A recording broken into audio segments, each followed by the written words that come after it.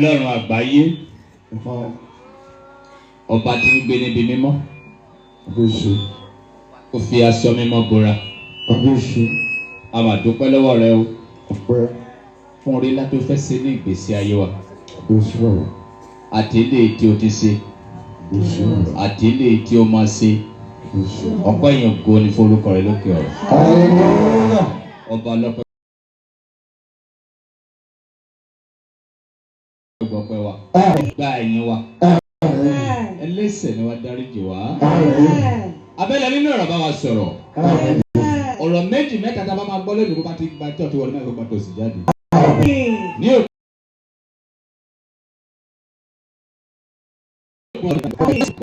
Somebody shout big hallelujah, hallelujah.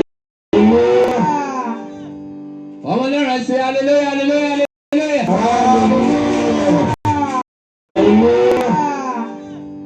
Ọmọ lẹ́rìn ṣe hallelujah, hallelujah, hallelujah. Ọmọ ìwàlẹ̀ ṣe hallelujah, hallelujah, hallelujah. Wọ́n ò pè wá pé ká wá jó níbí. We are not invited here to dance. Wọ́n ní ká wá sọ̀rọ̀. To speak. Ẹ jókòó kẹ́ gbọ́rọ̀ náà. And sit down and listen to the word. Ọ̀rọ̀ Ọlọ́run. Ẹ jókòó kẹ́ gbọ́rọ̀ náà. And sit down and listen to the word. Ọ̀rọ̀ Ọlọ́run yè. The word of God liveth. Ọ̀rọ̀ Ọlọ́run ṣe agbára. And the Ọ̀rọ̀ Ọlọ́run yè. The word of God liveth. Ọ̀rọ̀ Ọlọ́run ṣe agbára. And the word of God is living forever. Àkòrí ọ̀rọ̀ tí ẹ mú. God is living forever. Àkòrí ọ̀rọ̀ tí ẹ mú yìí. The team choosing. Ó ní agbára díẹ̀. Very powerful. Ó ní agbára díẹ̀. Very powerful. But a máa divide àkòrí ọ̀rọ̀ yẹn lọ síbi mìíràn. But we are going to go to another place. But àkòrí ọ̀rọ̀ yẹn la máa lò. But we are going to use the team. But we are going to go to another place. But àkòrí ọ̀rọ̀ yẹn la máa lò. But we are going to use the team.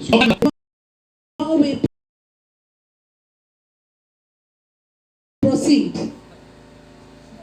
Wọ́n náà fẹ́ ra lẹ̀. Proceed. Wọ́n náà fẹ́ ra lẹ̀. Ọlọ́run ló máa ra lẹ̀. It's God that do purchase. Hallelujah, hallelujah. Hallelujah. Ìgbò ṣe polú akọ́lé náà. Except the Lord build the house. Wọ́n máa sì ṣẹ̀ṣẹ̀. Ọlọ́run máa kọ́. The Lord will build it. Kó tó di pé a máa lọ nínú ọ̀rọ̀. Before we proceed in the word, Ẹ jẹ́ ká máa dúpẹ́ ní ọwọ́ Ọlọ́run. let's know how to appreciate God. Nítorí pé Olúwa ṣeun. For He has done mercy. Àánú rẹ̀ dúró láéláé. His mercy endureth forever. Bàbá tó wà níbí. This father here Àwọn ló ṣe nǹkan tó jọ mí lójú. is the one that do something that I value a lot. Tí mo dẹ̀ fẹ́ san fún ọmọ tí wọ́n bí. And I want to pay back to their son. Èyí ló kọ́ ẹlẹ́kọ̀ọ́ wípé. This train you that Àgbà má ṣe kà. the elder should not do Mo lé evil. ọmọ ẹ̀bọ̀ bó bá rè ni. And the side is coming home. Bàbá yẹn ti kú sọ̀run báyìí. The father has died. Ṣùgbọ́n ọmọ ẹ fẹ́ jọ láì báyìí. But the child want to read their soul. Wọ́n ní Ébẹ́lì kú. Abel died. Ẹ̀jẹ̀ rẹ̀ kígbe fún kíni. His blood shout. Lẹ́yìn tí ó bá kú. After you died, Irú ẹ̀san wo lọmọ ẹ fẹ́ gbà? what kind of revenge are they going to pay back to your Ṣé child? ibi ló ṣe fọ́mọ ọlọ́mọ ni? Is it the evil that you do for another person's child? Bàbá yóò gbowó fún mi. This one are they going to pay back to your Ṣé child? ibi ló ṣe fọ́mọ ọlọ́mọ ni? Is it the evil that you do for another person's child? Bàbá yóò gbowó fún mi. This father did not give me money, But wọ́n dùn mí nínú. but they make me happy. Nígbà tí mo wà ní ìrìn àjò 100 ìlú àti ẹyọ. And when our father was in the journey of 101. Tí mo ń ṣe ìsọjí mẹ́ta. In the journey of 101. Tí mo ń ṣe ìsọjí mẹ́ta.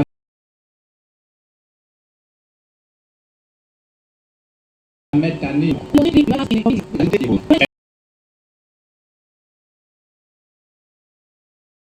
Mẹ́ta ní. Go to Igobini. Lọ́dọ̀ bàbá Gabriel. At our father mention. Àwọn náà ti kú, àbí? Àwọn sì wà mí. They are died. Wọ́n lọ sí ìyè. Father mention. Àwọn náà ti kú, àbí? Àwọn sì wà mí. They are died. Wọ́n lọ sí ìyè Kòròlà. After I left here, I want to go to Ikorola.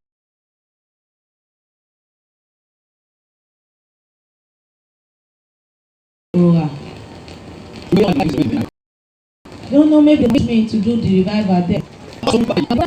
Wípé ọ̀rẹ́ wọn ni. He is his friend. Ṣùgbọ́n ikọ̀ ni wọ́n. But they are servants of God. Ọ̀rẹ́ wọn ni. He is his friend. Ṣùgbọ́n ikọ̀ ni wọ́n. But they are servants of God.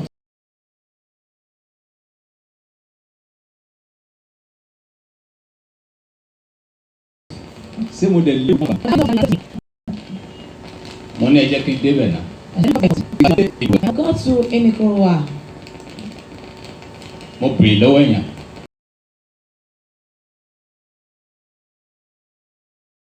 I asked for someone. Wọ́n ní mo ń bèrè. Wọ́n ní fún kíni. He said, for what reason? Mo ní mo wá ṣe ìsọjí. I said, I'm here for revival. Bàbá mi.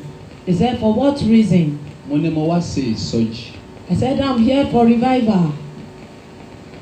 Bàbá kẹ́ wà nínú ilé. And the father is in. Kí wọ́n lọ pe secretary wa. They should go and call the secretary. Kí wọ́n lọ pe chairman ṣọ́ọ̀ṣì wa. And the chairman of the church. Bàbá wa dáhùn láti inú ilé. The father answered from the house. Wípé ẹ sọ fún wòlíì Ọlọ́run pé kó gbé báàgì ẹ̀ wọ. Bàbá wa dáhùn láti inú ilé. The father answered from the house. Wípé ẹ sọ fún wòlíì Ọlọ́run pé kó gbé báàgì ẹ̀ wọlé, ẹ gbá báàgì ẹ̀ lọ́wọ́ ẹ̀ kẹ́ gbé wọlé. Tell the prophet of God to bring him his bag. Kò sí ìbéèrè, kò sí question. No question. 3 days. Nǹkan tó ń ṣe fún mi nìyẹn. That is what they did for me. Wọ́n ò wò pé ọmọ kékeré wò lélẹ́yìn. They did not see that what kind of little child is this. Àwọn wòlíì nìyẹn. They are prophets. Torí kí tún dé ọ̀dọ̀ wọn, àwọn tọ̀run ti dọ́dọ̀ wọn. Before I got there, heaven have got to their place Àwọn before wòlíì me. tó máa bèrè pé níbo ló ti wá. It's not the prophet that will ask you that where are you from? Ìwé tán fún ẹ dà. Where is your book that being given to Torí you? okàn jọ lórí jọ ní o sí nínú ẹ̀mí. You are just a minister in church but not in the spirit. Ẹ̀mí tó wà lára ẹ̀ ó ti fi lábo. And the spirit in you have used it for another thing. Rádaràdá ló máa ṣe. You'll be doing nonsense. Ikọ̀ ò kì í bèrè ọ̀rọ̀ lọ́wọ́ ènìyàn. The servant will never ask questions from you. Tó bá yọ lókèrè. Even you take afar, Á wò ẹ́. he will observe you. Tó bá jẹ́ ti Ọlọ́run. If it is for God, A ní kó wọlé. he asks you to Tí ò bá enter. ṣe ti Ọlọ́run. If you are not for God, Kò ní bèrè lọ́wọ́ a ní kó máa padà lọ síbi he will not ask questions but send you away. Ẹni tó gba ìwé wá látọ̀dọ̀ olórí ìjọ ẹ̀ pé kó wá sì sọ iṣẹ́ kò lè dóyàwó ẹ kó tó lọ ní. He don't have a letter to come and do revival. Can you have something with your Ní wife ìgbà before tí you àwọn met? olórí máa sọ̀rọ̀. When the singer will say, Wọ́n ní èrò ẹ̀mí. the thought of Ó the máa yàtọ̀ spirit síta ayé. is different from the Èrò world, ayé yé hàn. and the thought of the world is Èrò not ayé good. yé hàn o. Èrò ayé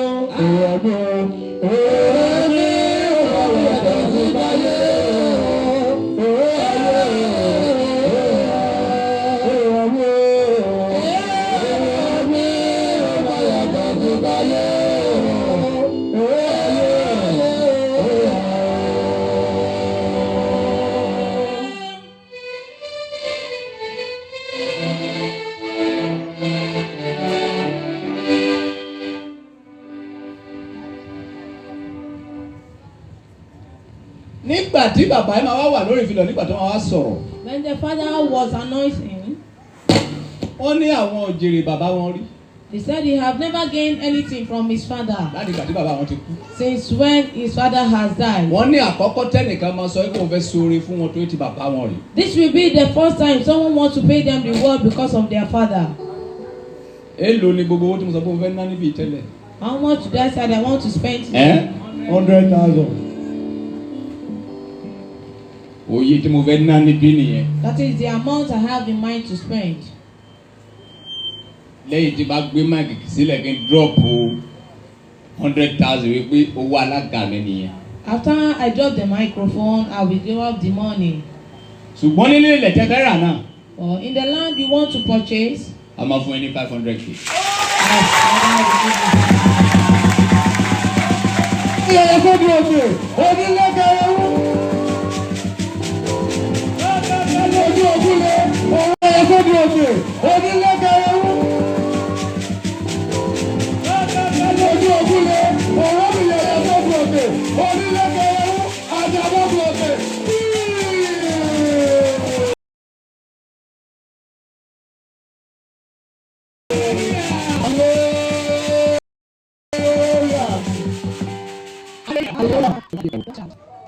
Kìí ṣe èmi ló máa san owó yìí. I'm not the one to pay the money.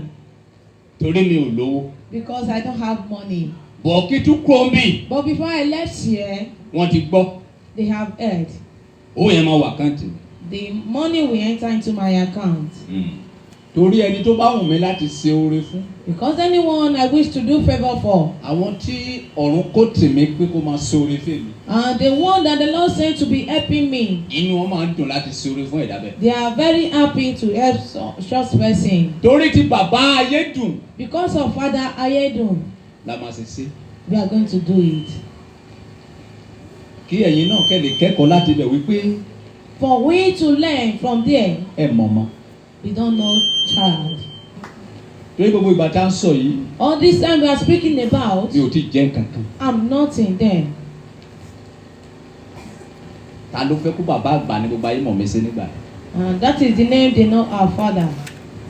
Mi ò tí jẹ́ polybag ni mo gbé dọ́dọ̀ wọn. He got there with polybag. Mi ò ní ọ̀kadà débi pé máa ní kẹ̀kẹ́. He did not have bike or bicycle. Ṣùgbọ́n bàbá yẹn ti rí ọjọ́ ọ̀la. But this father has seen the future. Tí irú àwọn bàbá yìí bá pọ̀ láyé. If we have many of this father on earth. Ní problem. We will not have seen the future. Tí irú àwọn bàbá yìí bá pọ̀ láyé. If we have many of this father on earth. Ní problem. We will not have problem. Especially Zion. Especially in Zion. Èèyàn fẹ́ wá ṣe ìsọjí. Someone is there to do a revival. Ẹni ìwé tó kọ wá dà. Àwọn tó kọ̀wé wà yẹn. Àwọn padà sí kí ni. Wọ́n máa padà jí pátákó. They will store pants before they left. Wọ́n máa padà jí agogo ṣọ́ọ̀ṣì yẹn lọ. They are going to store your bell. Ìjọ ẹ̀mí ni. It's the church of the spirit. Gbogbo nǹkan tó bá fẹ́ ṣe gbọ́dọ̀ máa ṣe nínú ẹ̀mí. Whatever you want to do, you must do it in spirit. Ẹ bá rí ènìyàn tí Ọlọ́run rán níṣẹ́ máa mọ̀. If you see the person that God sent, you are going to know.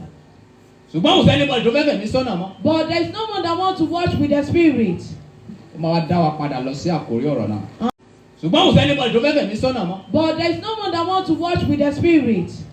Ó máa wá dá wa padà lọ sí àkórí ọ̀rọ̀ náà. And he will not return us back to their team. Kí ló àkórí ọ̀rọ̀ yẹn wí? What is the thing? Mi gbọ́. Ayọ̀ gbogbo ayé ni òkè Síónì. Ayọ̀ gbogbo àgbáyé ní òkè Síónì. The joy of the universe is the mountain of Zion. Àkórí ọ̀rọ̀ nìyẹn. That is the theme of the world. Ayọ̀ gbogbo ayé. Joy of the universe. Universe. Joy of the universe. Universe is the mountain of Zion. Ayọ̀ gbogbo.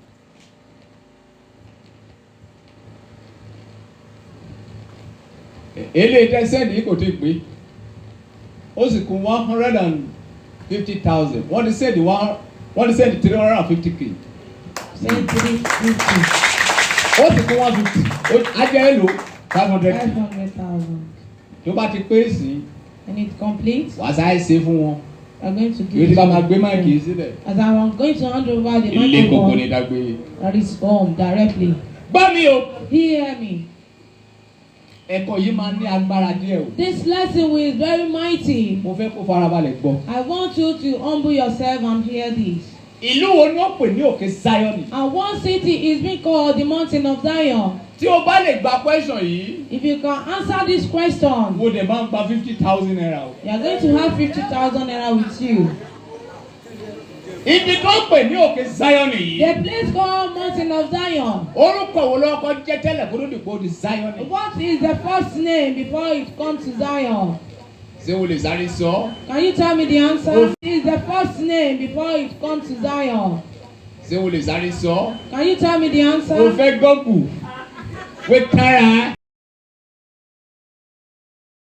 You are deceiving yourself. 1, 2, 3, 4, 5. Cancel. Hallelujah. Hallelujah.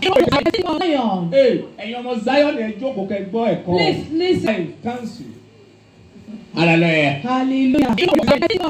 Hey, Zion. Please listen to lesson. Solomon, the king of Solomon, you are looking before you.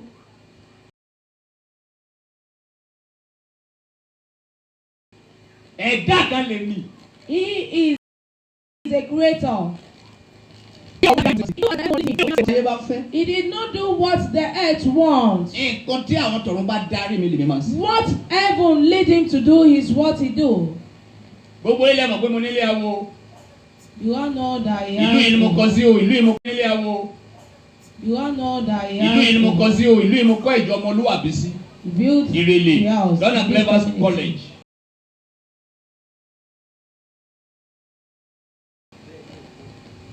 That he Ìlú Ìmọ̀kọ́ ìjọ ọmọlúwàbí sí. built Irele, house. Donna Clever's College.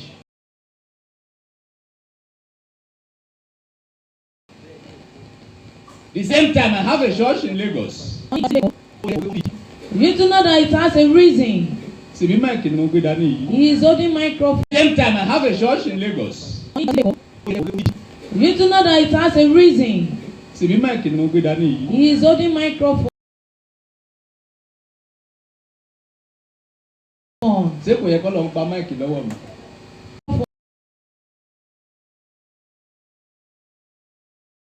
Ṣé kò yẹ kó lọ gba máìkì lọ́wọ́ mi? Èrò Ọlọ́run, ó ní èrò mi ò kì í ṣe èrò yín. My thought is not your own thought. Tiyín ni wípé kẹ́ ẹ dájọ́. Yours is to judge. What is God? Ìfẹ́ ni o. That is love. Kí ni mo pè é? Jẹ́ kí n kúrò bẹ́ẹ̀, mo fẹ́ lọ náà kìkì kan níbẹ̀ yẹn. I want to knock a key there. Nílà kò rí ọ̀rọ̀ náà. Jẹ́ kí n kúrò bẹ́ẹ̀, mo fẹ́ lọ náà kìkì kan níbẹ̀ yẹn. I want to knock a key there. Nílà kò rí ọ̀rọ̀ náà. The thing. Gbogbo ayé lòkè Síónì. Joy of the universe is the Psalm mountain of Zion. Psalm 48 kọ́ ni. 48. Verse what? Verse 2. Ayọ̀ gbogbo ayé ni òkè Síónì. The joy of the universe is the mountain of Zion. 48. Verse what? Verse 2. Ayọ̀ gbogbo ayé ni òkè Síónì. The joy of the universe is the mountain of Zion. Ṣùgbọ́n ọ̀pọ̀lọpọ̀ àwọn ọmọ Zioni. But many of us are Zionists. A kàn ń gbọ́rùkọ yẹn àwọn mẹ̀túmọ̀. We are hearing the name but we don't know the meaning. Torí à ń kábíyèsí ni kò yé wa. Because we are just reading Bible, we don't understand. Ìlú tí a ń pè ní Zioni yìí. This mountain, this city called Zion. Ìlú Jébùsì ló ń jẹ́ tẹ́lẹ̀. It's called the city of Jebus. Àwọn afọ́jú ló máa ń gbé bẹ̀. The blind one lived there. Àti àwọn arọ. And the lame one of Jebus. Àwọn afọ́jú ló máa ń gbé bẹ̀. The blind one lived there. Àti àwọn arọ. And the lame one.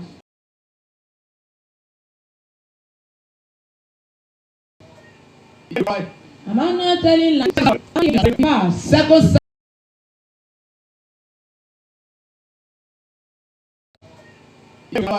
Am I not telling lies? Second Samuel chapter 5. Samuel kejì orí karùn-ún. Ẹ láti verse 6 ká gbọ́ nǹkan tí ibi tó ń jẹ́ Zion. Second Samuel chapter 5. Samuel kejì orí karùn-ún. Ẹ láti verse 6 ká gbọ́ nǹkan tí ibi tó ń jẹ́ Zion. Ẹsẹ̀ kẹfà ẹ̀. Sáré. Kí ló ṣẹlẹ̀? Kí ló dá wa dúró? Ẹsẹ̀ kẹfà ẹ̀. Sáré. Kí ló ṣẹlẹ̀? Kí ló dá wa dúró? Àti ọba àti àwọn ọmọkùnrin rẹ̀ lọ sí Jerusalem. The king and the male child went to Jerusalem. Síbẹ̀ má ṣe pè fún wa mí. Àti ọba àti àwọn ọmọkùnrin rẹ̀ lọ sí Jerusalem. The king and the male child went to Jerusalem. Síbẹ̀ má ṣe pè fún wa mí. Ẹ jẹ́ kó ka Bíbélì tán. Tó bá ti kà tẹ́ máa bẹ̀rẹ̀ tapiti. Kàwé. Àti ọba àti àwọn ọmọkùnrin rẹ̀ sì lọ sí Jerusalem. Géèwé yìí jẹ́ woman. Àwọn èèyàn lẹ̀ náà. Holy Center dúró. Ọ̀dọ̀ àwọn arábò. Àwọn arákìnní padà sẹ́yìn díẹ̀. Dúró. Ọ̀dọ̀ àwọn arábò. Àwọn arákìnní padà sẹ́yìn díẹ̀.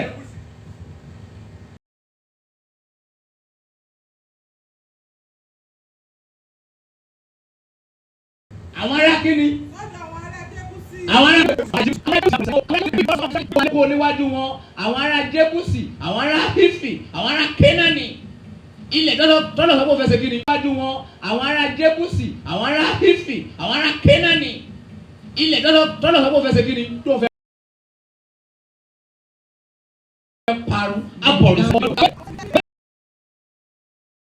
Kí ni? Bí kò ṣe pé o bá mú àwọn afọ́jú àti àwọn arọ kúrò, o ò ní lè wọ ìlú wa wá. Ẹ̀yin kò ní lè wọ ìlú yìí wá. Somebody shout big hallelujah.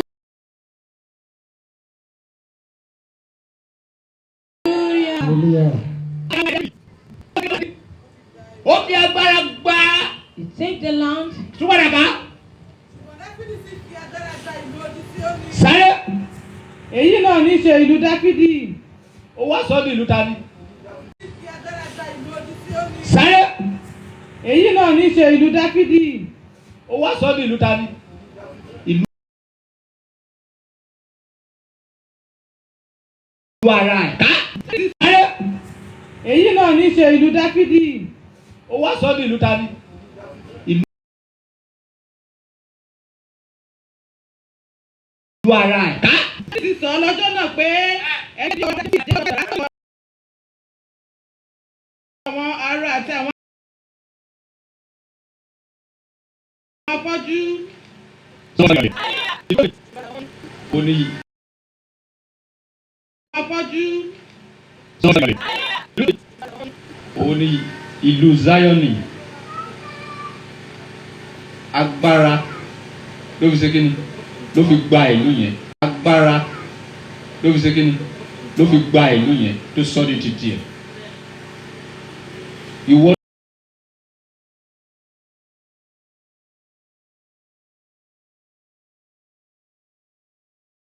tó bá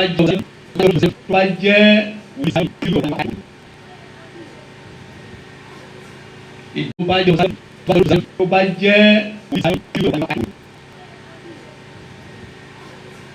ìdálò ni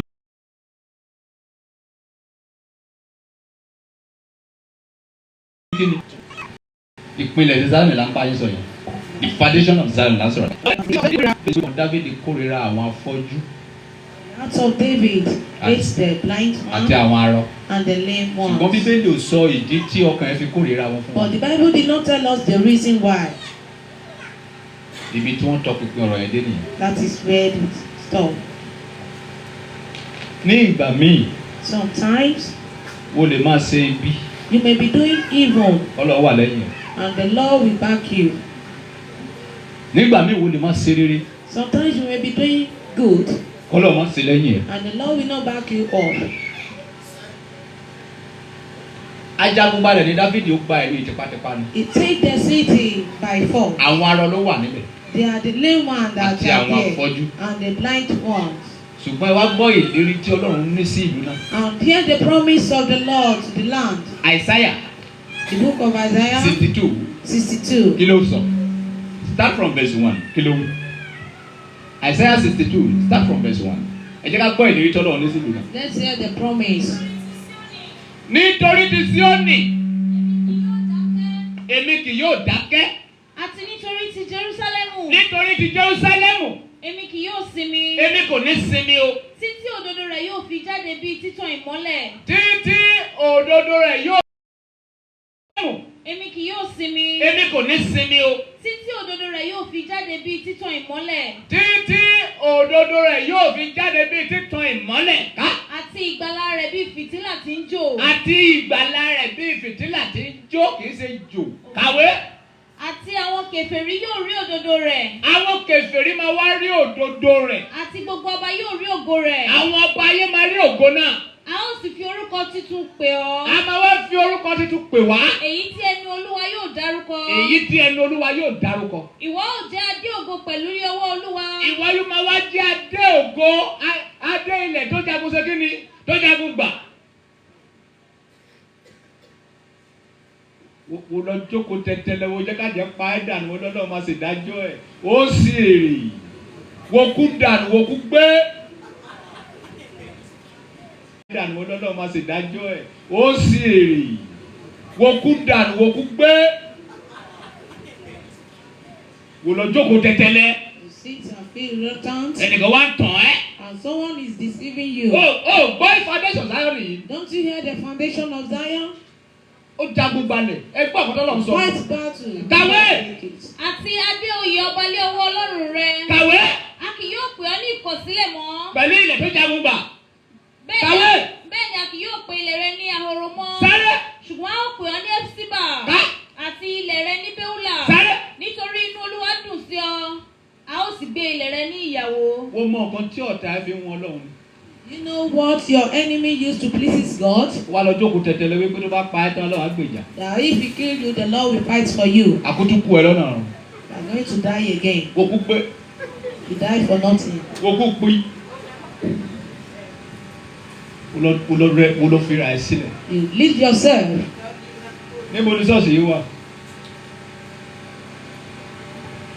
Orí gbogbo lẹ́kọ́ ṣọ́ọ̀ṣì yìí sí, orí òfurufú.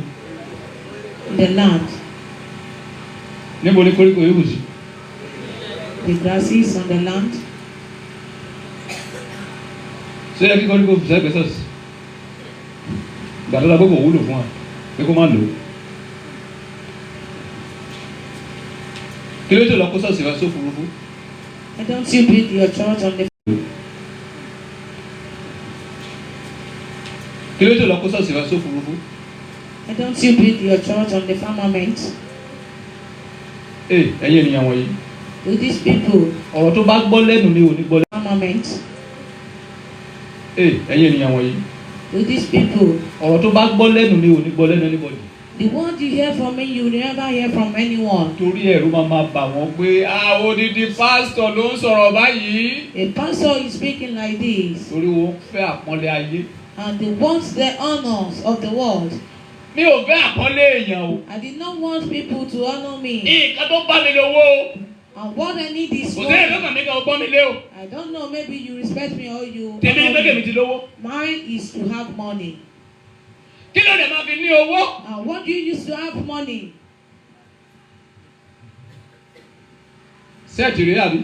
This is a phone. Ìwọ máa ra. Sẹ́ẹ̀tì rèé àbí? This is a phone. Ìwọ máa ra recharge card sí bóyá máa lè fi kọ́ọ̀lù. Don't buy cards. Maybe you make call with it. O fẹ́ pè èèyàn o ò lè fẹ́ ra káàdì. You want to make call to buy card. Káàdì tó ra ẹni sacrifice o. The airtime you bought is the sacrifice. Kí ni tó fi ra káàdì? Why do you buy the airtime? Kó lè. The airtime you bought is the sacrifice. Kí ni tó fi ra káàdì? Why do you buy the airtime? Kó lè pè àbí.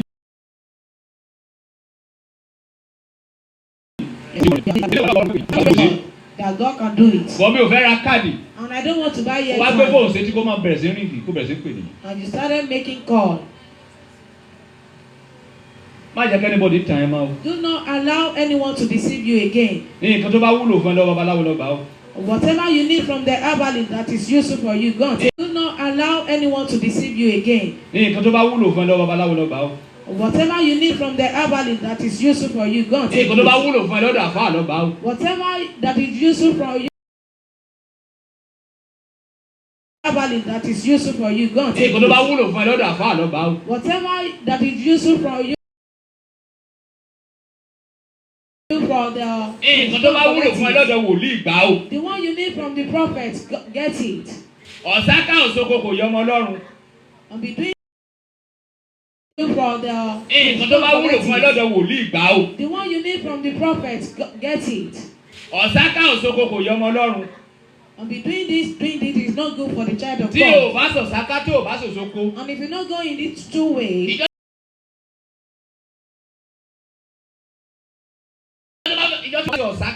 the day that you go in one way, you use the day that you go in one way, you use the day that you go in one way, you use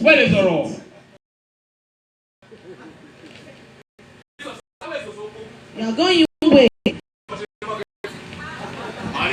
Hallelujah.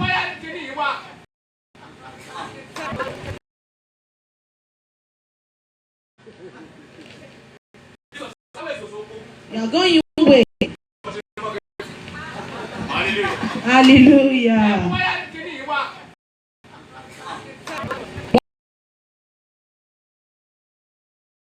Only just Osaka ni wo ki so. You are in wrong way. That is not why. It's the one that fasting. And you hear the foundation of Zion now. And you heard the promise by God. Are you listening to the Gẹ́gẹ́ bí ọ̀dọ́mọkùnrin tí ń gbé wúndá ní ìyàwó. Bẹ́ẹ̀ ni àwọn ọmọ rẹ̀ ọkùnrin yóò gbé ọ ní ìyàwó.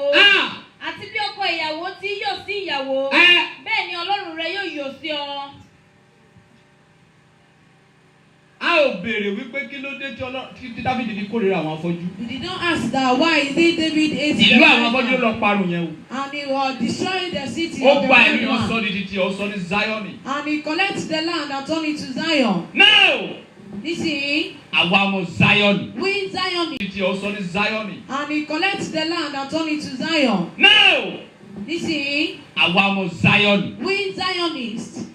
Ìwọ tí ojú ọ̀ bá ti lè ní Zion. If you don't shine your face in Zion, you cannot make it.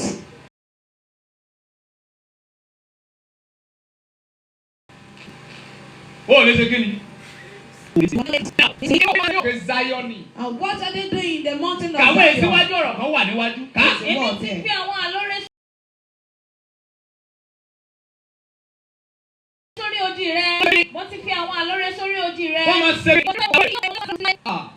Babalé náà rún rí ẹ o.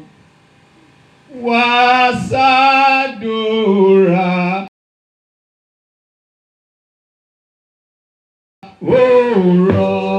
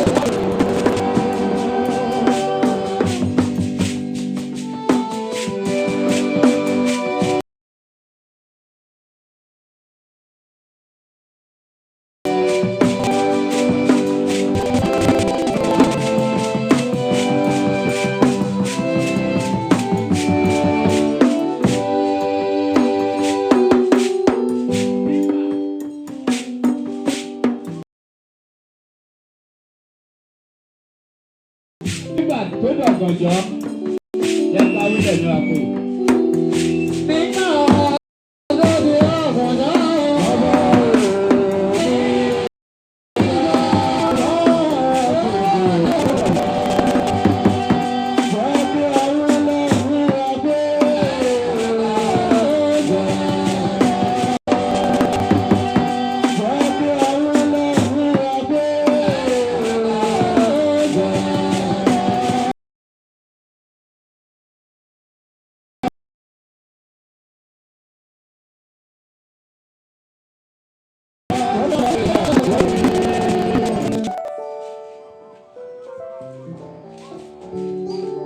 Wọ́n sùn ṣùgbọ́n ọkàn méjì.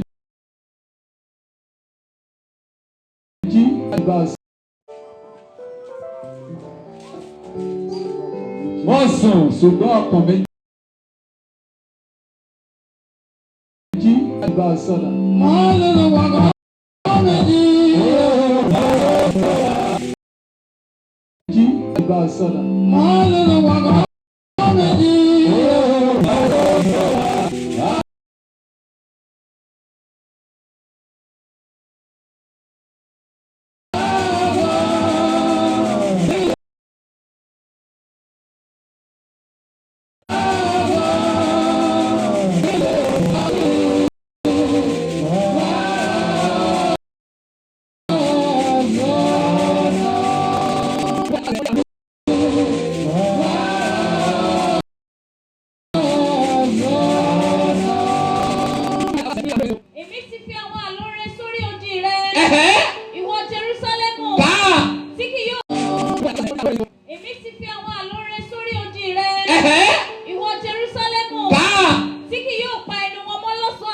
Somebody shout big hallelujah. Hallelujah. Ibi tí ọ̀rọ̀ yẹn ti jáde nìyẹn. Wọ́n ò ní pa ẹnu wọn mọ́. Ní ọ̀sán. Both day. Àti ní òru. Ṣùgbọ́n ẹ̀yin akọrin tí wọ́n bá wí. You the singer that they are talking to. Ìwà akọrin tí ó bá lè jagun balẹ̀ ni o. Is the one that can fight. Akọrin tí ó bá lè jagun balẹ̀ ni o. Is the one that can fight.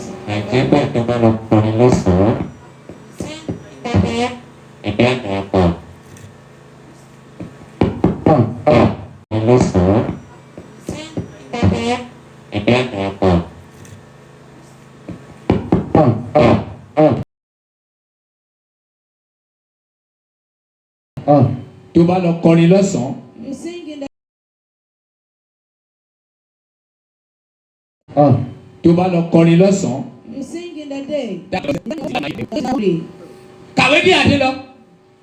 Ẹ̀yin tí ṣe ìrántí Olúwa.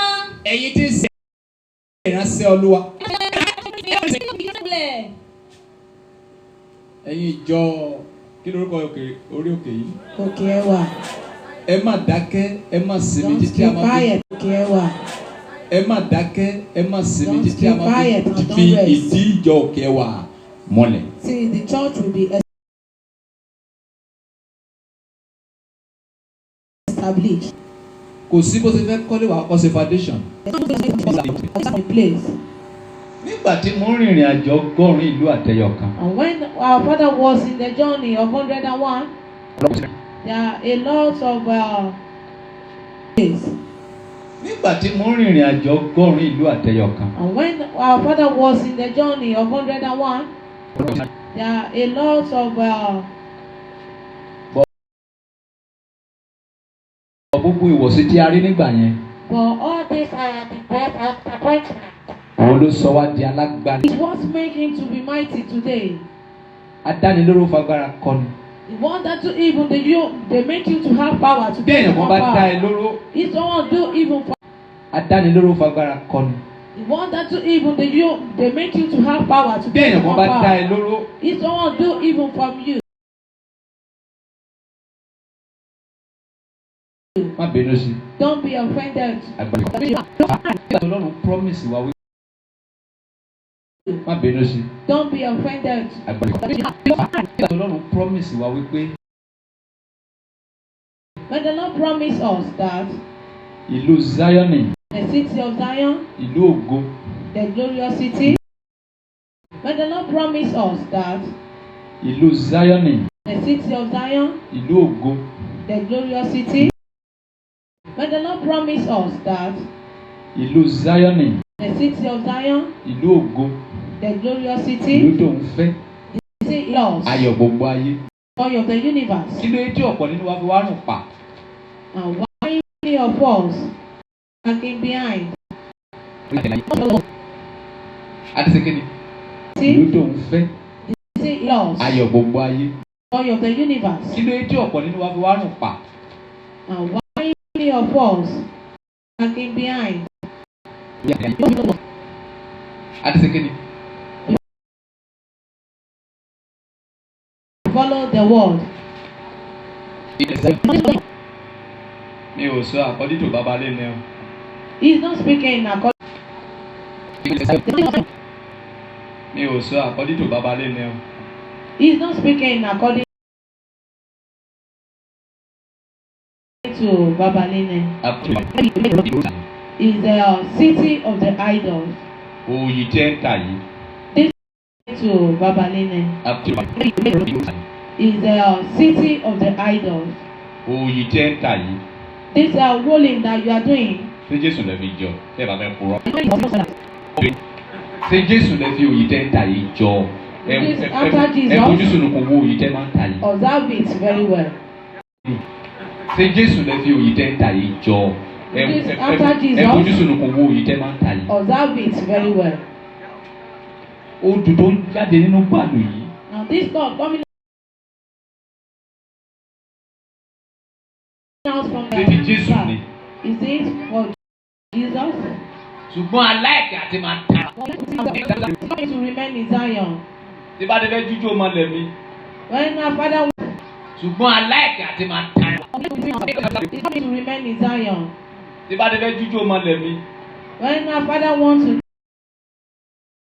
Tí bá ti gbọ́ bàlù yẹn. when he heard Ẹ̀dá ìlú wo ṣe jó lẹ́ẹ̀kan.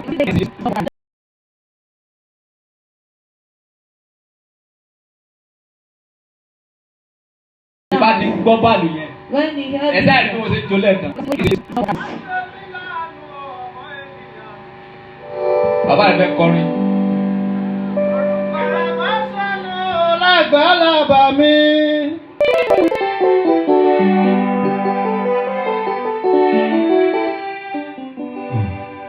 A ṣe mí lánà ọmọ ènìyàn.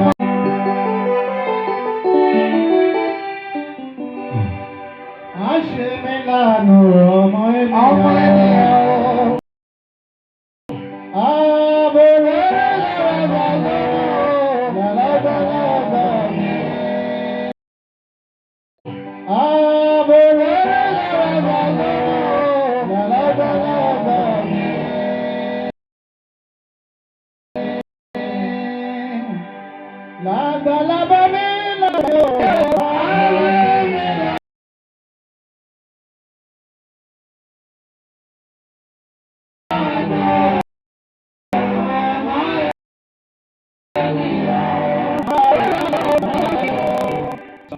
Hallelujah. Wá sí mi ní àánú.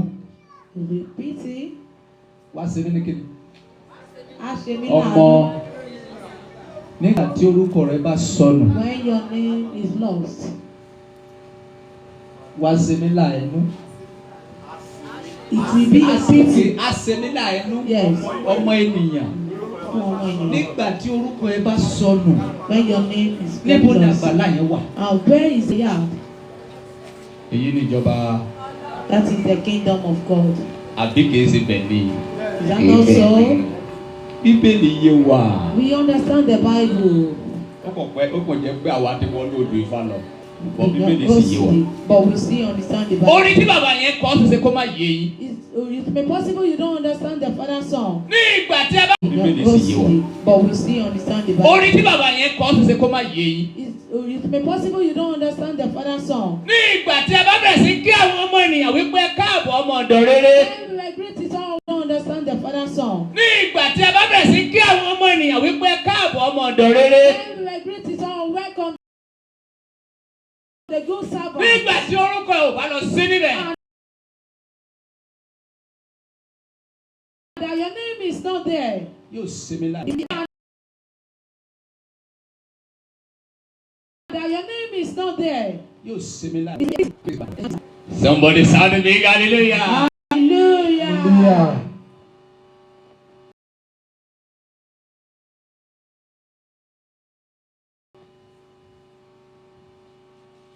Ẹ jẹ́ ká fi. Forget that one. Hallelujah. Ẹ̀yin tẹ́ wà ní ìjọ yìí. You in the church. Èmi ò kì í ṣèyàn Ọlọ́run o. Our father is not a man of God. Ènìyàn ìsun lè mi. Hallelujah. Hallelujah. Láì sídìí. Obìnrin ọ̀gẹ̀. Jẹ́ kó mọ́. Máa bọ̀.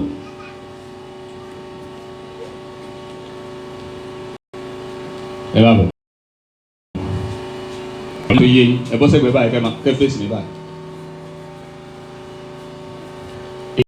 Èèyàn Ọlọ́run rí. The man of God. Sẹ́ẹ̀rù máa bàá láti fi ẹwé sọ̀rọ̀. Hallelujah. Hallelujah. Má wọra o. Mo wá síbi ìlú. I came here in the night. Mo gbé orí ọmọ tuntun mo fẹ́ rìn mọ́lẹ̀. And I have a new child head.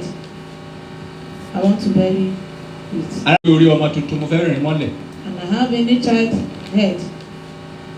I want to bury it. Arákùnrin yìí rí mi. This one, sir, I can see you. Please expose me. Ó lóun ti gbọ́. He said, it's okay, sir. Ẹ má gbàgbé pé ayé ọmọ kan mo fẹ́ bàjẹ́ síbí yìí o. Now I want to spoil one child. Arákùnrin náà rí mi. This man also see me. Mo ní jọ̀ọ́ má pa mí sílé. Please, Pa mí sílé má pa mí síta. Má do jẹ́ ká sílé not mi leak tú. the secret. Mo sábà pé mo ti lókè kíkà kiri gbogbo àgbáyé má yẹ kí n tẹ́. Please. Ó ní láyé. He said no. Ó máa tú àṣírí mi. He's going to link the secret. Tí bá fẹ́ present arákùnrin nígboro, ọmọ kí ni wọ́n gbé? Ọmọ yẹn ọmọ dáadáa ní oyún gidi ní o. He's a good Aláṣírí mi man. ní o. Kí ni wọ́n pa arákùnrin? Èṣù ni ó burú jù. He's very wicked. Ọmọ èṣù ni mi. Ẹ máa ń fi ọ lórúkọ Ọlọ́run gbá ènìyàn. He used to treat people. Ẹ máa ń fi ọ lórúkọ Ọlọ́run gbá ènìyàn. He used to treat people with the name of God. Ọlọ́run ló máa wá pera ẹ̀ pé èmi lọ mọ̀. It's God that will call you that I is son. O ò lè sọ. It's God that will call you that I is son. O ò lè sọ wípé ọmọ Ọlọ́run ni mí. O ò lè sọ pé ọmọ èṣù ni. Ọlọ́run nìkan ló mọ̀ máa. Call you that I is son. O ò lè sọ wípé ọmọ Ọlọ́run ni mí. O ò lè sọ pé ọmọ èṣù ni. Ọlọ́run nìkan ló mọ̀ máa.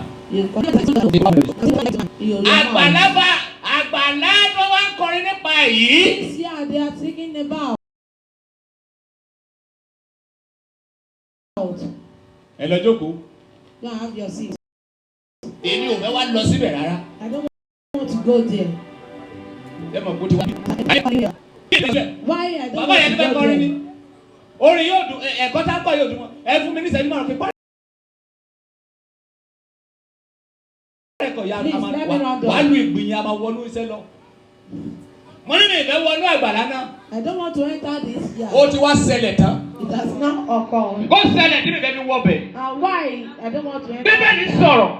The Bible says. Ó ní tó rọ́ ní ọ̀nà náà ló lọ síbi ìyè. The way that leads to Ọ̀pọ̀lọpọ̀ àwọn èèyàn ló rìn níbẹ̀. and many are walking in this way. Wọ́n tó rọ́ ọ̀nà tó lọ síbi ìyè yẹn. This narrow way. Díẹ̀ kéréje àwọn èèyàn ló rìn níbẹ̀. Few people that are walking there. Èèyàn mélòó ló fẹ́ wọ ìjọba àrùn ẹ̀ náà sókè. How many people want to enter the kingdom of God? Ìwádìí sáré ti bí wọn lọ́kọ̀ padà. This my sermon. Ẹsẹ̀ bíbí òun tó wáyé mọ̀ wọ́n. Èèyàn mélòó fẹ́ lọ sí ìjọba àrùn.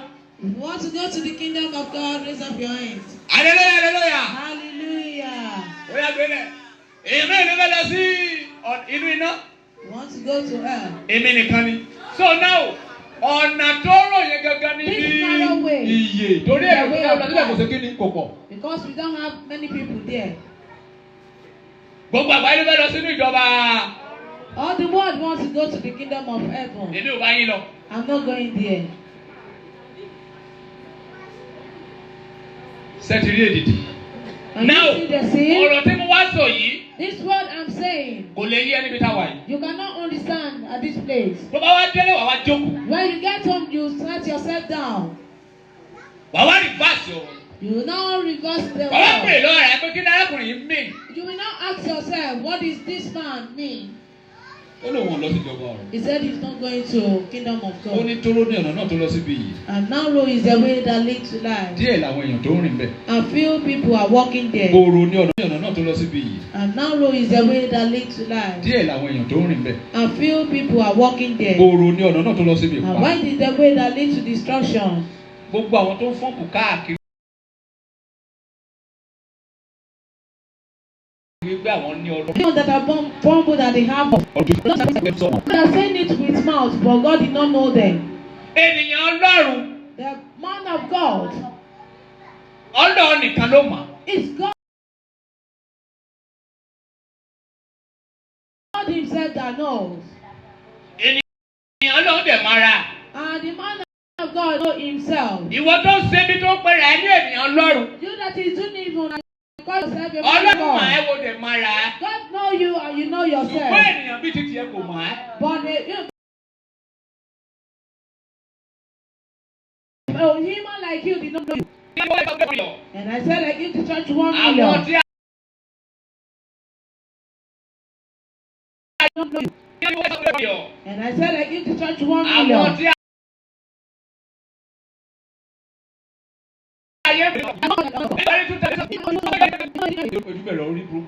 Started his own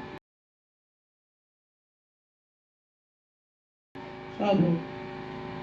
Olówó tí ò bá fẹ́ràn dé bá dá. The man is full of the Holy Spirit. Àbòsí payé. Olówó tí ò bá fẹ́ràn dé bá dá. The man is full of the Holy Spirit. Àbòsí payé. Kú àbòsí. That is a gossiping. Owó lẹ́sìn. You have Sìn. you have Sọlọ́ ń dá olówó mọ̀sá. did God recognize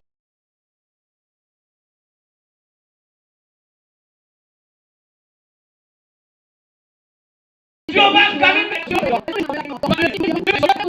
very easy for Láti wá them ihò abẹ́rẹ́. to add the whole Fún olówó láti wọ ìjọba ọ̀run. of Àìdá kó sorí burúkú kó lọ sí ìjọba ọ̀run ẹ. either you be an unfortunate being and go to Àbí kingdom kó of lówó láyé heaven, kó lọ wọnú iná wá sí. or be fortunate and enter hell. You are going to do O lè ní one. méjèèjì. You can never have the Ẹ má two. gbàgbé Lásárù àti ọlọ́rọ̀. Don't forget about Lazarus and the Ìjọba rich ọ̀run man. kì í ṣe fún àwọn ènìyàn gidi, àwọn lọ́sì ló wà fún. And the kingdom of God is not for the better one, or Do you read your Bible? Do you read your Bible very well? Tí o ka Bíbélì rẹ Nígbà dáadáa. tí arákùnrin wa bá Jésù. When the man comes to Jesus, Olúwa kí làwa yóò ṣe? or what shall we do Tí àwa yóò fi dé ibi ìyè. to get to the place of life? Jésù sọ pé pa òfin mọ́. He said, Ó ní irú òfin wo là ń sọ̀rọ̀ nípa? What kind of law are we Má talking ṣe pa about? ságà. Do not do Má adultery or Má fornication. jẹ́rìí èké. And do not take false Ó ní bàbá witness. òfin gbogbo wọ̀nyí ni mo ti pamọ́ láti And then kékeré. I'll be keeping this law. I do not take false Only witness. Baba will be gbogbo when you take pamọ́ láti I said kékeré. that I'll be keeping this law. Kótó dìbò o máa lè pé. Before you become perfect, and follow me. Bíbélì sọ pé nígbà tí arákùnrin náà gbọ́. When this one heard this, Nígbà tó wo àwọn ìránṣẹ́ tó. and you look at the man he has, Tó wo ilé mansion tó kọ́ jọ. and look at the houses he Bíbélì built, sọ pé arákùnrin náà kúrò lọ́dọ̀ Jésù pẹ̀lú ìbànújẹ́. he left with sorrow Torí ọ̀rọ̀ rẹ̀ pọ̀. because he has many words. Ó lè lówó kò wọ̀jọba ọ̀rọ̀. You can never have money and see for the kingdom of God. According to the Bible. Gẹ́gẹ́ bí. Nígbà tí ẹnìkan máa wá kọ lẹ́tà nínú Bíbélì. And when someone will write a letter in the Bible, Ó ní Olúwa má ṣe mí ní olówó. the Lord did not make me to be Má rich lè ṣe mí ní olóṣì. or to be poor. Kí má bàa ní owó kí má bàa gbéraga sí ẹ. So that I will not have money and Kí má bàa promise to ní you. olóṣì kí má bàa pa mí kí má bàa jalè. So that I will not be poor, for me not to steal. Ẹ̀yin ènìyàn ẹ̀ tanra yín ni. You people, you are deceiving yourself. Dání ènìyàn lọ́rùn. Oh, who is the man of God? Ọlọ́run nìkan ló mọ àwọn tìrẹ. It is only God that Kì í recognizes ṣe gbogbo ẹni tí ń them. pè mí ní Olúwa Olúwa Yóò ṣe kíni. ni yóò wọ ìjọba ọ̀run. Àwọn tó kéré wo yà ń kọ́ kí náà sọ pé ó máa ṣẹlẹ̀ sí wọn. Hallelujah, hallelujah. Hallelujah. Jókòó. Sit down. Ibi tó gbà dá orí àwa ènìyàn rú òun ní èdè. What they use to scatter us is a language. Mo gbàdúrà mo níwàá rí bá ti ṣe. Then it shall be well with you. Ẹnìkan ní àṣẹ. Mo gbàdúrà mo níwàá rí bá ti ṣe. Then it shall be well with you. Ẹnìkan ní àṣẹ. As one say, Hún àwọn aláwo ni ẹ́. wait. Ẹ jọ ṣé àṣẹ kan burú. Ẹnìkan ní àṣẹ. As one say, Hún àwọn aláwo ni ẹ́. wait. Ẹ jọ ṣé àṣẹ kan burú.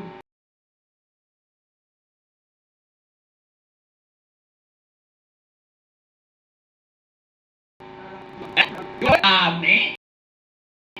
Ìdèlú wọ́n bá ti ṣe àṣẹ.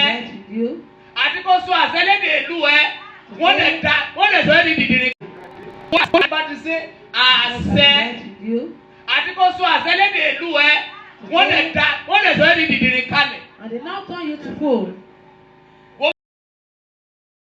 fẹ́ lọ sílé babaláwo wọ̀ ẹ̀sẹ̀ lọ́gbà kọ́nà. You want to go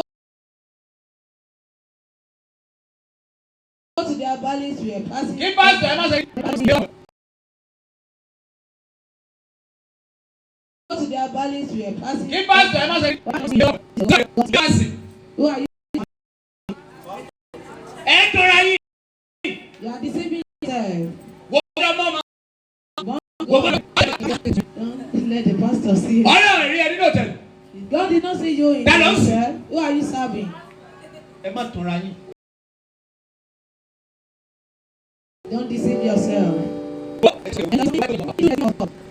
The man of God will be the first person to enter. Torí gbogbo nǹkan tí Ọlọ́run béèrè lọ́wọ́ àwa ènìyàn. Because everything the Lord requested from we man Gbogbo ẹni mọ̀ ń ṣe. is what our Father is doing. Ẹ máa ṣe láìpẹ́ orí. Ọlọ́run máa jù tán o. Àwọn ènìyàn. Ẹ máa ṣe láìpẹ́ orí. Ọlọ́run máa jù tán o. Àwọn ènìyàn. Èmi tán ara wa. Ọlọ́run máa jù tán. Ọlọ́run máa jù tán. Ọlọ́run máa jù tán.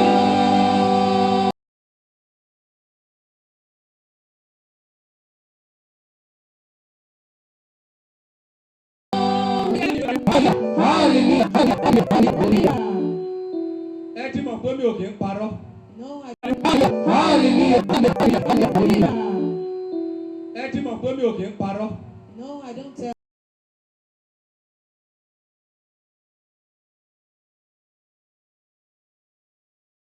lies. Wọ́n fowó ẹni kí sí. 50,000 ẹ̀ lè kàn ẹ́. Owó ẹni kí.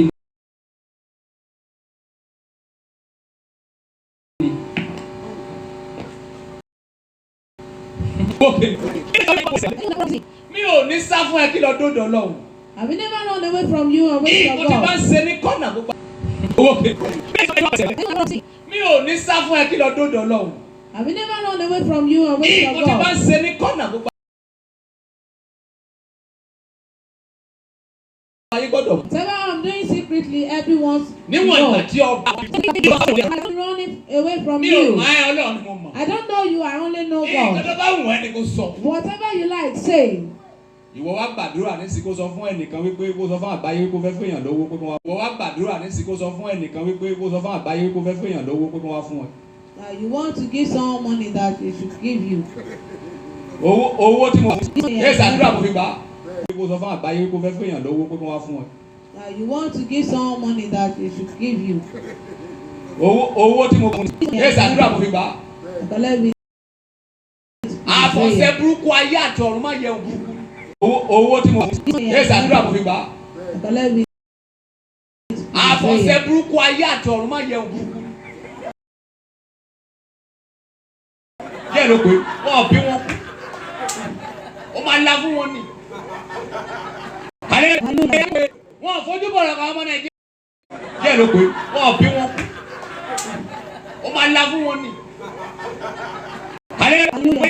Wọ́n fojú bọ̀rọ̀ kan ọmọ Nàìjíríà. Ó máa ṣe o. Ọ̀rọ̀ Ọlọ́run mọ́ mi. Mi ayé o. Ọlọ́run mi ayé. Mi ayé. Mi ayé o. Ọlọ́run mi ayé. Mi ayé.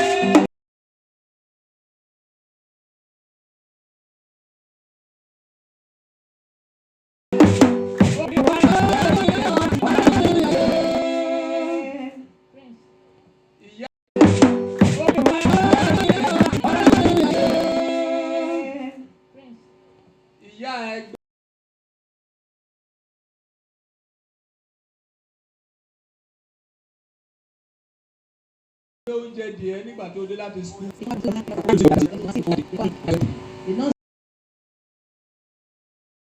Oúnjẹ díẹ̀ nígbà tó dé láti school. You don't say anything with you. Tó bá yẹ kó rí ẹ pé.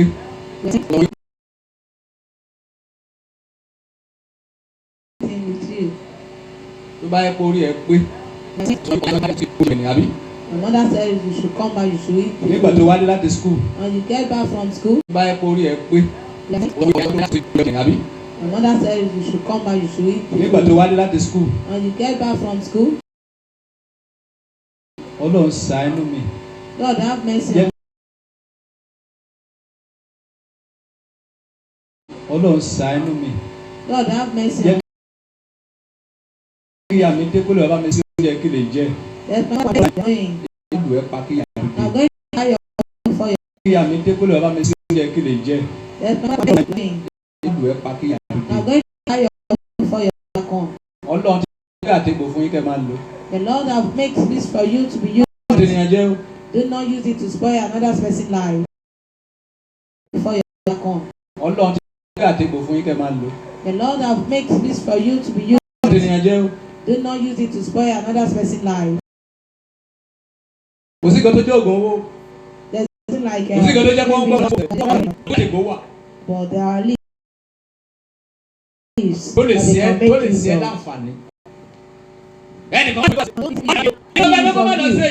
This person tell you not to do it. He's doing it. If we buy first one, the second one,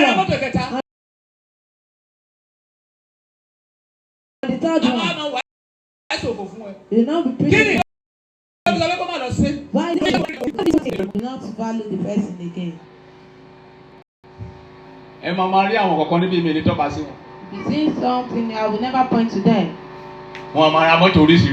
They buy different cars. Buy different cars.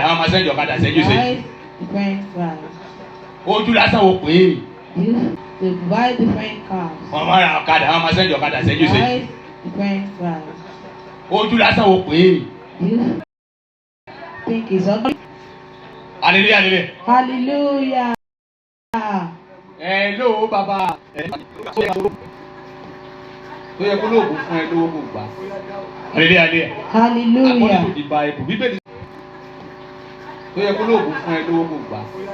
Hallelujah. Hallelujah. According to the Bible, Bíbélì sọ wípé kí ni ìbárẹ́wò ni òkùnkùn ní í ṣe pẹ̀lú.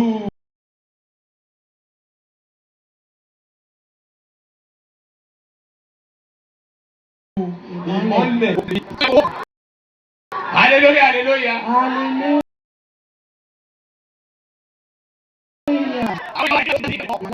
Hallelujah. Owó tó lọ withdraw ní báǹkì yìí. This money you withdraw Níbo from the lówó náà bank. ti wá? Where is the money from? Hallelujah. Owó tó lọ withdraw ní báǹkì yìí. This money you withdraw Níbo from the lówó náà ti bank. wá? Where is the money from?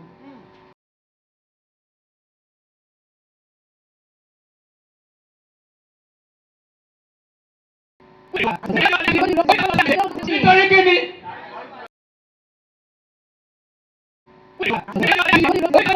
Nítorí kí ni? Ẹ̀rọ kì í darí ìyẹn o, ó kúrò ẹ̀. We are going home. Ọjọ́ mi máa pè mí máa o. Another they don't call me. Hallelujah, hallelujah. Hallelujah. Wíwá tí mo wá síbí yìí. My coming here, Bí anybody bá fẹ́ pè mí wá sí sọ. you know what it is? I'm going to pay him 2 million naira. Màá tẹ̀ sọ fún ẹ wípé ó lè gùn mí kékeré wo ya o. Ilé tó bá yé wá ní o. Má sọ fún mi wípé wọn kékeré wo ya níbí o. Ó pè é ló fi pè kó o ti mọ̀ pé èsùn ni mí kó tó pè mí o. Tó bá ti mọ̀ wípé ìwà mi ò pè ẹ́ má pè mí o. O ò dẹ̀ ní rí mi ní ṣọ́ọ̀ṣì tí wọ́n ti invite mi. Ṣùgbọ́n wíwá tí mo wá.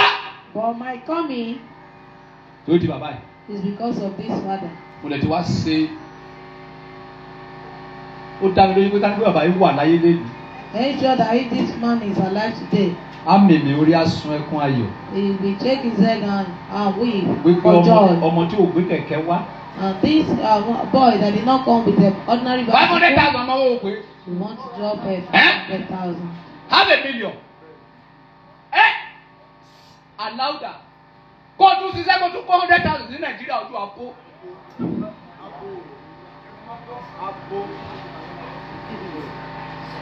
Á mèmí orí pé ìka ẹ̀ pé. Even is not good. Tó bá ti rú ọmọ lọ́mọ fà mọ́ra. Kárí bàbá yẹn sì wà láyé ni. Wọ́n lè gbé mọ́tò kan fún When bàbá he's mi. alive, I can give him a car.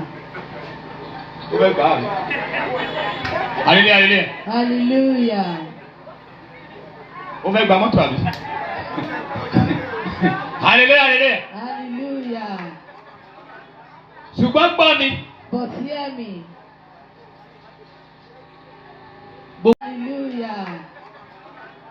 Ṣùgbọ́n gbọ́ mi. But hear me. Gbogbo ọ̀rọ̀ tí mo bá ẹ sọ yìí. All this word I'm saying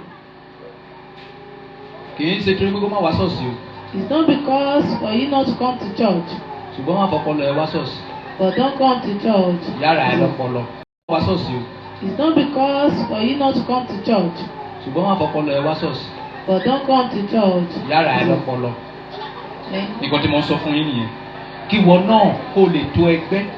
For you to be to church. Yára ẹ lọ́pọlọ. Eh? Nǹkan tí mo ń sọ fún yín nìyẹn. Kí ìwọ náà kó lè tó ẹgbẹ́. For you to be better as your mate. Torí Dáfídì tí ẹ ń wò yẹn. Because David, you are saying, Ènìyàn lọ́hùn ni o. he is a man of God, Bọ̀dá ṣe burúkú ṣe eré ni. but he do evil and Nígbà tí Obedi Édómù nígbà tí ó sàfọwọ́ ka àpótí tó when kú. Israel touched the ark and Kò gbé died, àpótí ọ̀rọ̀ lọ lé o. did not take the ark to his house. Tàlẹ́ ní kò gbé lọ sílé ẹ̀. Tó When kú. Israel touched the ark and Kò gbé died, àpótí ọ̀rọ̀ lọ lé o. did not take the ark to his house. Tàlẹ́ ní kò gbé lọ sílé ẹ̀. He heard it, he took him to Ilé Obed Obedi torí pé ó jẹ́ tálákà. because he's a poor. Kò sẹ́ni tó fẹ́ gbèjà. No one will fight for him. Nígbà tó gbọ́ pé àpótí ẹ̀ ti pèsè owó fún. And when he heard that the ark has blessed him, Kí ló wá ṣe? Ṣé o mọ bó ṣe gbà? do you know how he collected it? Tó bá rí pé kàbíbélì tí bíbélì bá yé yín. And even you read your Bible and Wàá understand, mọ bí tó yẹ kó tojú bọ̀. you will know where it is supposed to go to. Bíbélì sọ fún wa wípé The Bible tells us that láti ilé Obedi Édómù sí ilé Dáfídì. From Obededom house to David's house. Ẹsẹ̀ bàtà mẹ́fà. Is 6 feet. Màlúù kan ni. Is 1 car. Ẹsẹ̀ bàtà mẹ́fà. 6 feet. Bó bá lè sáré bá mi kẹ́ẹ̀tì bíbélì yìí. You can read the scripture for me. Ẹni ẹ̀kọ́ kẹ́ẹ̀tì bíbélì ṣe ló kọlù nígbà tó dé. Tó bá lè sáré bá mi kẹ́ẹ̀tì bíbélì yìí fast. Ó ti ṣe. Bíbélì wo nìyẹn? 2 Samuel chapter 6. Verse 13 kí ló wí? Ó sì ṣe. Nígbà tí àwọn ènìyàn tí ó rà kò tẹ̀lé Olúwa. Bá sì ti ẹsẹ̀ mẹ́fà. Òun á sì fi màálù. Àti ẹran àbọ́pa rúbọ. Ó wá ní ṣe kí? Ẹ kí ló dé ìyá kó nínú bíbélì?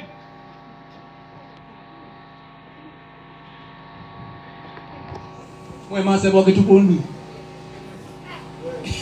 Mo máa sọ òògùn kú ni. Wọ́n máa ṣe bọ́kí tó kó lù. Mo máa sọ òògùn kú ni. Mi ò tí ì jókòó lọ níbí. Mo máa sọ òògùn kú ni. Mi ò tí ì jókòó lọ níbí. Mi ti jó. Abájọ máa jó ni. Tó bá yẹ kó mo fẹ́ pẹ̀.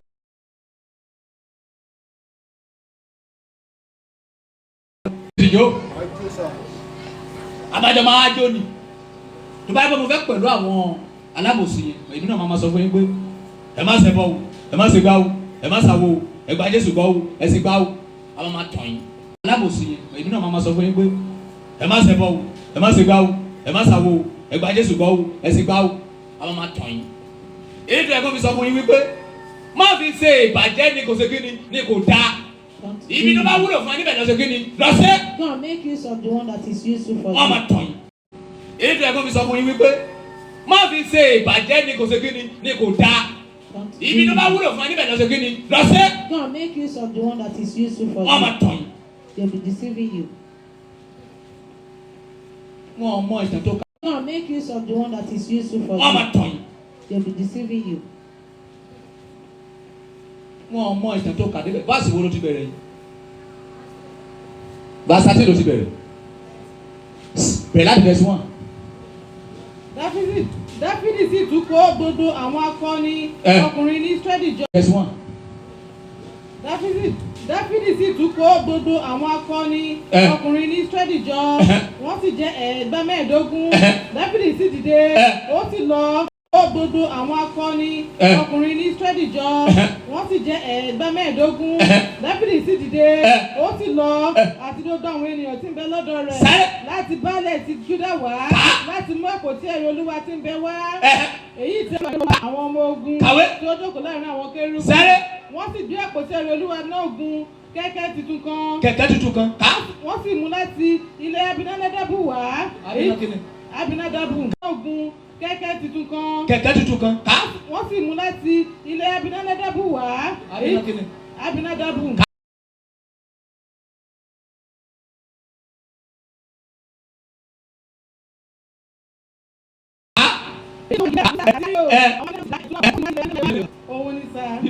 Kì í ṣe ilé Obededom náà ti pè é.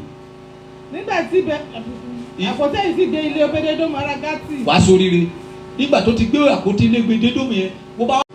Nígbà tí àpótí yìí sì gbé ilé Obededom ará Gátì. Wàá sóríire. Nígbà tó ti gbé àpótí ilé Obededom yẹn, mo bá wá sáré síwájú díẹ̀ lẹ́ẹ̀ máa sọ pé nígbà tí Dáfídì sì gbọ́. A sì rò fún Dáfídì ọba pé. Wàá sóríire ká. Olúwa ti bùkún fún ilé Obededom. Sáré. Àti gbogbo èyí ti ṣe. Èyí máa sáré síwájú díẹ̀ lẹ́ẹ̀ máa sọ pé nígbà tí Dáfídì sì gbọ́. A sì rò fún Dáfídì ọba pé. Wàá sóríire ká. Olúwa ti bùkún fún ilé Obededom. Sáré. Àti gbogbo èyí ti ṣe. Èdè tí mo fi kalẹ́ bẹ́ẹ̀ ní í ṣe òrògùn ìsọ̀yẹ ni o, kì í ṣàdúrà o. Kàwé. Nítorí àpótí ẹ̀rí àti gbogbo èyí ti ṣe. Èdè tí mo fi kalẹ́ bẹ́ẹ̀ ní í ṣe òrògùn ìsọ̀yẹ ni o, kì í ṣàdúrà o. Kàwé. Nítorí àpótí ẹ̀rí Ọlọ́run. Sọ̀rọ̀ pé kò tí ì débẹ̀ mo ń sọ ọkọ̀ tó wà ní ìsọ̀yẹ ní ìsojú lásán. Kàwé. Dáfídì sì lọ ọlọ́run náà gòkè. Káà. Láti ilé Obededom wá sí ìlú Dáfídì. Sáré. Ohun tí a yọ. Káà. Láti ilé Obededom wá sí ìlú Dáfídì. Sáré. sí ohun tí a yọ. Ó sì ṣe nígbà tí àwọn ènìyàn tí ó rú àpótí ẹ̀rí Olúwa bá sí ẹsẹ̀ 6, òun á sì fi màálù àti ẹran àbọ́pa rúbọ.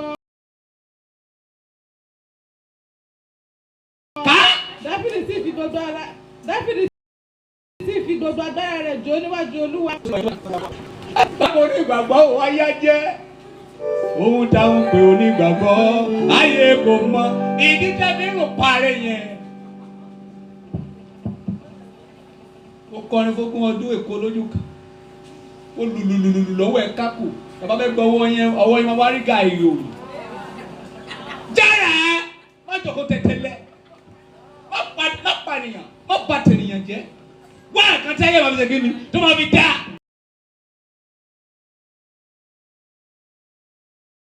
Má bà tènìyàn jẹ́. Wá àkàntẹ́ ayé máa fi ṣe kí ni tó máa fi dá.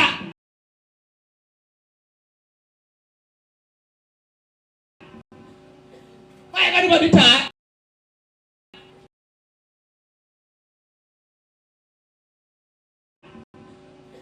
Why everybody tired? Ìwọlé, tọ́sẹ̀gà ìwọlé.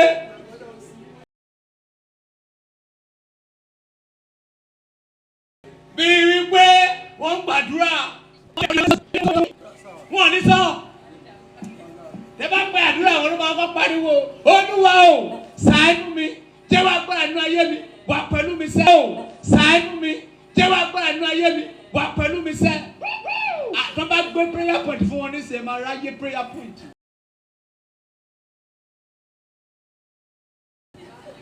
Jẹ́ kó kúrò níbí.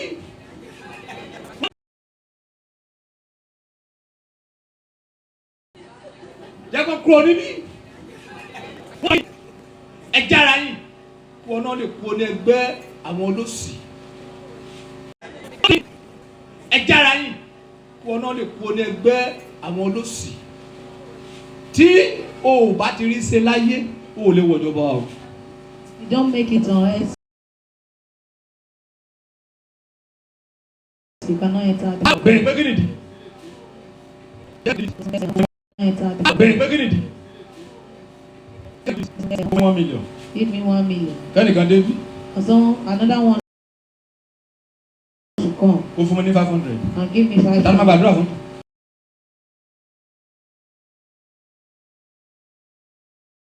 To come. Ó fún mi ní 500. And give me 500. Tani máa gbàdúrà fún? 1 million. 500. And give me 500. Tani máa gbàdúrà fún? 1 million.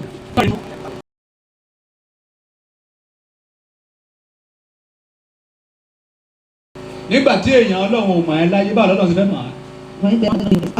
Ọpọlọ fún ẹ lásán. Nígbà tí èèyàn Ọlọ́run ò mọ̀ ẹ́ láyé báwo lọ́dọ̀ ti fẹ́ mọ̀ ẹ́? Ọpọlọ fún ẹ lásán. Ó dá mi lásán. Ó dá mi láti wá sógo. Wọ́n bú mi. Wọ́n fi mí sí ẹ̀yẹ. Láláì mọ̀ pé ọjọ́ ògo sùn. You just be hearing that you have glory till you Ìgbà death. tí ẹni lógo tó ẹsẹ̀ já ara. When the glorious one knows his way. Ló ẹsẹ̀ pọ̀ lójú. Hallelujah, hallelujah. Hallelujah. Tí o bá jẹ́ bẹ́ẹ̀. If not so. Báwo tó rùn ní sábẹ́lẹ̀ yìí, inú ọ̀rọ̀ fún ẹ ló máa kú sí. Ọmọ máa gbàdúrà náà ni. They will be praying. Hallelujah, hallelujah, hallelujah. Hallelujah. Kí náà pàkúrẹ́ ọ̀rọ̀ náà? Àti lọlé. Ayọ̀ gbogbo ayé ni òkè Síónì. Ayọ̀ gbogbo ayé ni. Òkè Síónì. Kò sí ọba ìlú àbí gómìnà kan kàbí pírẹ́sidẹ̀ntì kan tó bá gbọ́ orin Sáyọ́nì. Orí ẹ gbọ́dọ̀ ṣe kí o gbọ́dọ̀ fì.